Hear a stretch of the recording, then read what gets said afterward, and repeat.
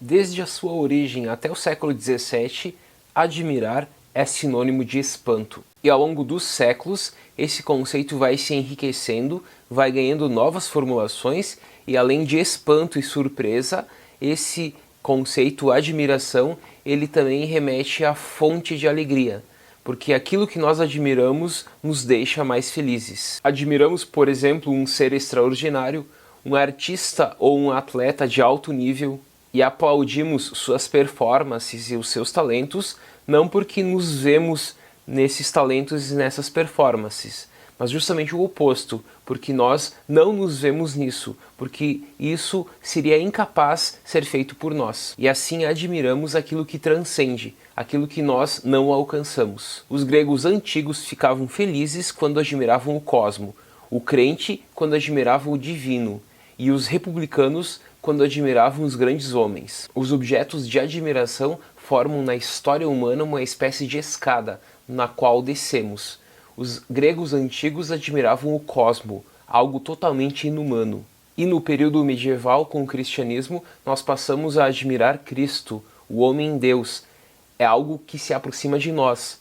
Antes, os gregos admiravam o cosmo, algo totalmente externo a nós. Com o cristianismo passamos a admirar algo próximo a nós. E com o surgimento do Estado moderno, das primeiras nações, surge a admiração pelos grandes homens, esses grandes homens que fazem a história. E a grande questão diante disso é a seguinte: por que aquilo que nos mostra que somos pequenos, mínimos, minúsculos, diante da grandeza, do talento de certas pessoas, nos gera alegria? Nós ficamos felizes ao admirar algo, só que nós sempre admiramos aquilo que se distancia de nós. Por que isso? Porque nós não detestamos aquilo que nos mostra e nos prova da nossa própria mediocridade? Porque, segundo Luc Ferry, a admiração tem uma relação com o sagrado. Porque a admiração nos dá o sentimento de participação do grandioso, do transcendente, daquilo que vai além da nossa capacidade. Será que com o surgimento de um universo laico e democrático há o fim da admiração? Os gregos admiravam o cosmo, os medievais Deus, e os primeiros autores renascentistas dos primeiros estados modernos admiravam as grandes pessoas, os grandes políticos, os grandes personagens históricos. Com o surgimento da democracia e da laicização, com o surgimento das primeiras grandes revoltas burguesas, em meados do século XVII e século XVIII, há algo ainda para admirar? Como disse Tocqueville na obra Democracia na América, a lógica da uniformização leva à platitude. E o que é isso? É o nivelamento de tudo aquilo que ultrapassa a altura média. É o fato de cortar as cabeças das grandes pessoas que se destacam na multidão. E o próprio Tocqueville diz o seguinte: se a razão vos parece mais proveitosa aos homens do que o gênio, se vosso objetivo não é em absoluto criar virtudes heróicas, mas hábitos pacíficos, se gostais mais de ver vícios do que delitos e preferis encontrar menos grandes ações, sob a condição de descobrir menos crimes, se em vez de agirdes no interior de uma sociedade brilhante, vos basta viver no meio de uma sociedade próspera, se, enfim, o objetivo principal do governo não é de modo algum, segundo vós, dar ao corpo inteiro da nação o máximo possível de força ou de glória, mas sim proporcionar a cada um dos indivíduos que o compõem o máximo de bem-estar e evitar-lhes o máximo de miséria, então deveis igualar as condições e construir o governo da democracia. Numa ordem feudal, por exemplo, cada um vive no seu compartimento, na sua ordem, na sua casta, sem jamais pensar em sair dela.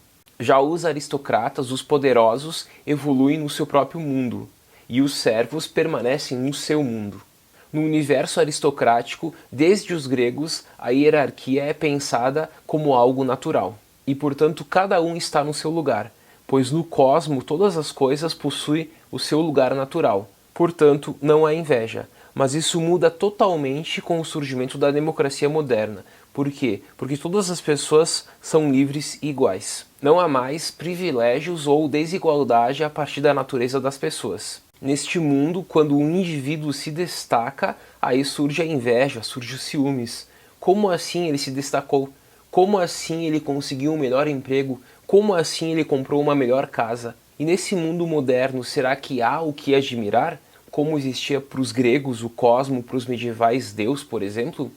Quando se perde essa estrutura macro do universo, do cosmo e mesmo de Deus, de algo inumano, nós passamos a admirar o quê? Bom, com a modernidade nós possamos admirar o próprio ser humano, a própria banalidade da vida cotidiana. E nesse mundo laicizado, não precisamos mais nos voltar apenas para a cosmologia ou para a religião, mas podemos nos voltar para a ciência e para a cultura. Há dois exemplos que Luc Ferry destaca como objetos de admiração nesse universo democrático, que são a pintura holandesa do século XVII e o esporte de massa do século XX. A pintura holandesa do século XVII é a primeira forma de arte que destaca o ser humano e a trivialidade e a banalidade da vida comum como objeto a ser analisado. A arte holandesa, ela não foca no cosmo ou na divindade, em algo grandioso e mesmo transcendente, mas foca na trivialidade comum do dia a dia. E o próprio Hegel destaca que a pintura holandesa do século XVII é a primeira arte laica, secularizada e totalmente humana. E o segundo exemplo é o futebol. Na Copa do Mundo, por exemplo, nós vemos centenas de milhões de pessoas ligadas entre si, independente da nacionalidade ou da condição social.